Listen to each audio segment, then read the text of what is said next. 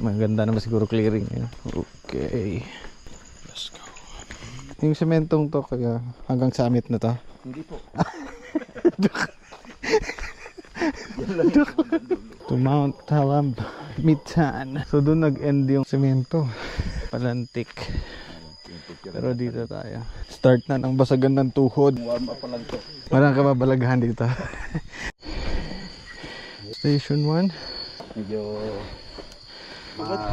madalang na ang sagot eh. Pag ganun na. Okay, let's G. The city lights. Saan ba to? Tagaytay ba to kuya? Sayang walang moon. Madulas siya guys. Grabe yung dulas. Wala pa namang nadulas. Potassium muna tayo. Love it. Oh, pwede.